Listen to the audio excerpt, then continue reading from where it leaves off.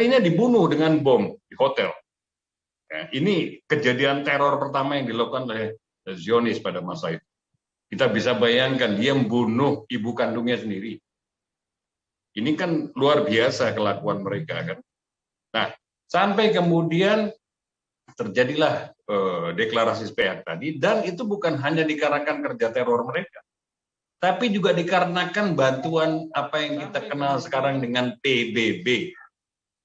PBB lewat elit-elit dunia itu berusaha untuk menjebak mereka di dalam apa yang disebut dengan panggung diplomasi.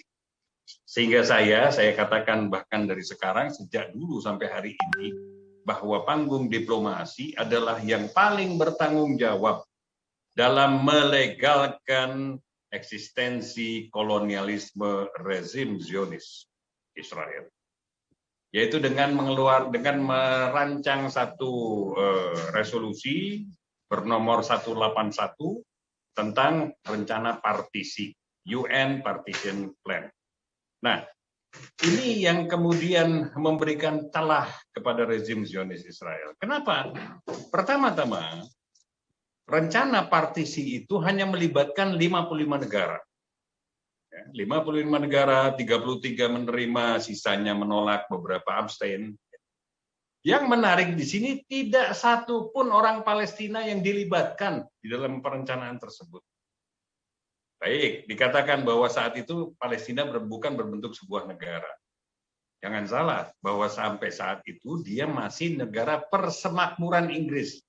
Karena konsep kolonialisme Inggris berbeda dengan Belanda.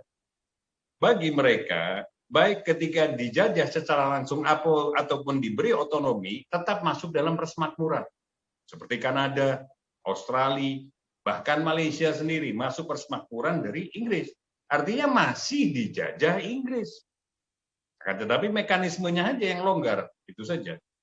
Jadi Palestina masih sekalipun dijajah tapi sudah dalam bentuk negara persemakmuran, karena di situ ada uang, di situ ada administrasi, di situ ada pemerintahan, di situ dan sebagainya, semua syarat negara sudah ada.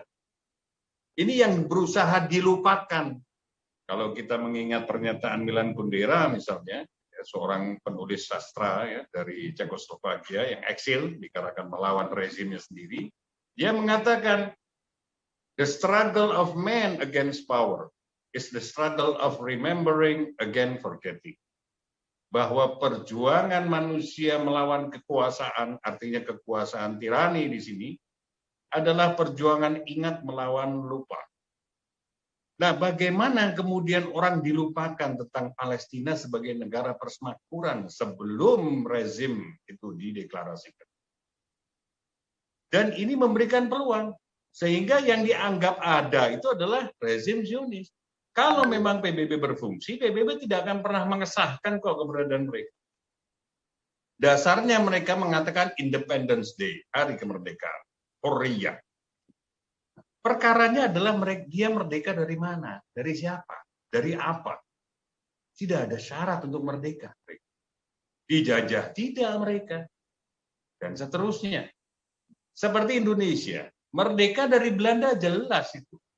Ada subjeknya, ada prosesnya, dan seterusnya. Akan tetapi Palestina, ketika dikangkangi oleh rezim Zionis, mereka mendeklarasikan kemerdekaan dari siapa? Kecuali mereka mengatakan, saya menjajah, meneruskan kolonialisme Inggris. Jadi rezim Zionis Israel adalah formalisasi kolonialisme yang ganjil di masa kita, tapi dianggap wajar. Nah, prosesnya adalah, kok kenapa sampai dianggap wajar? Bahkan dianggap sama dengan negara formal yang legal. Nah, itu kan pertanyaan kita seharusnya. Dari sinilah akar persoalan Palestina sebetulnya. Saya mengutip ayat suci Al-Quran tadi, yang mengatakan artinya adalah, wahai orang-orang beriman, jika datang kepadamu seorang fasik, membawakan berita, maka klarifikasilah.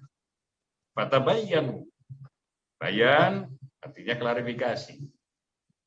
Kalau tidak, kamu akan bisa menimbulkan musibah buat kaum. Nah, ini perkara penting. Jadi Islam memandang ketika orang fasik menyampaikan satu berita yang cenderung untuk sesat, hoax, ya, hasutan dan seterusnya. Itu kalau kita terima, maka kita akan menimbulkan masalah bukan buat saya pribadi, tapi buat kaum keseluruhan. Ini yang harus dicatat, bahwa Islam melihat ini perkara kaum. Yang kemudian kamu akan menyesal dikarenakan tindakan kamu itu sendiri. Menyesal ini adalah sesuatu yang fatal karena sifatnya massal. Kita lihat di media sosial misalnya, bagaimana ucapan seseorang itu secara provokatif, bukan hanya merusak orang-orang yang mendengar atau orang-orang yang dia tuju, misalnya anti pemerintahan misalnya, atau tendensius terhadap presiden misalnya. Maka orang-orang lain akan terpengaruh tanpa mengklarifikasi. Oh ya benar, presiden begini. Mulailah kebencian-kebencian itu tanpa alasan misalnya. Nah, di sini kata kuncinya adalah fatabayyanu, klarifikasi. Tentu yang dimaksud bukan hanya kita mencari tahu, betul nggak apa yang disampaikan tersebut. Tapi kita memiliki kekuatan untuk mengklarifikasi. Karena klarifikasi butuh syarat. Pertama, kemampuan berpikir kritis. Kedua, mampu berpikir masuk akal. Ketiga, tahu atau paham masalah sebenarnya. Duduk perkaranya apa. Dan seterusnya. Jadi problemnya adalah di kita, bukan si orang fasik itu. Nah, si orang fasik itu juga harus kita nilai. Apa sih istilah fasik? Bukan berarti kita, hei fasik, bukan begitu. Tapi ini sebuah penilaian di dalam cara berpikir kita. Artinya kita tahu nih orang pelaku maksiat, masa kita percaya begitu saja, gitulah. Apalagi jika memang yang menyampaikan ini sudah terkenal sebagai seorang yang zalim. Sebagaimana rezim Zionis Israel yang kita saksikan di video-video, bukan hanya rezimnya, bahkan warga ilegalnya pun.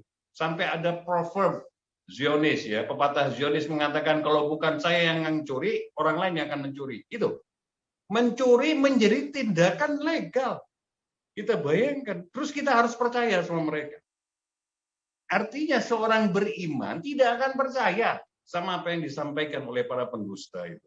Itu adalah kekuatan berpikir. Nah, di sini kita akan mulai menyadari bahwa ada proses pembiusan massal selama ini di dalam sejarah, sehingga orang secara tidak sadar di balik kesadarannya menyangka bahwa rezim Zionis Israel adalah negara, adalah entitas formal. Sementara kita tahu bahwa mereka mendeklarasikan sepihak, tanpa melibatkan masyarakat Palestina yang sudah menghuni Palestina berapa ratus tahun sebelumnya. Dan kita lihat sejarah daripada Zionis ini yang penuh dengan teror, kekerasan, intimidasi, pembantaian, genosida, dan seterusnya. Nah, kemudian seiring berjalannya waktu, sampailah kemudian pada tindakan, pada waktu itu partition plan, membagi 55% untuk masyarakat, untuk orang-orang Zionis, ya, maaf saya tidak mengambil secara general Yahudi, karena banyak juga Yahudi yang menolak Zionisme, apalagi Israelnya. Seperti Neturai Karta misalnya, adalah Yahudi Ortodoks atau Yahudi kiri sekarang yang mulai menguat di Amerika. Mereka menolak yang namanya Israel. Jadi eksistensinya bahkan yang ditolak. Nah, kemudian berjalan seiringnya waktu, kemudian sampailah tahun 1967, terjadilah perang antara apa yang disebut dengan Arab melawan Israel. Kita di sini juga harus kritis tadi, kata Bayer, kita harus mengklarifikasi. Apa sebenarnya yang terjadi dengan perang tersebut? Apakah bermaksud membebaskan Palestina? Sama sekali tidak. Apa yang dilakukan oleh monarki-monarki plus rezim Mesir yang punya impian tentang pan-Arabisme pada waktu itu adalah mendapat jatah atau giliran menjajah Palestina. Ya, ini yang harus kita catat. Tidak ada isu pembebasan Palestina pada masa itu. Yang terjadi hanya minta jatah, dipaksakan kepada rezim yang masih betah di sana dan memang dapat dukungan dari Barat. Kemudian itulah yang dijadikan patokan. Saat itu Yerusalem yang merupakan menurut resolusi PBB sebagai wilayah internasional itu dicaplok. Jadi disinilah mulai yang namanya menciptakan ranting perkara atau ranting persoalan Palestina. Kita semakin jauh dari substansi perkara Palestinanya, yaitu masalah ilegalisme eksistensi rezim Zionis Israel.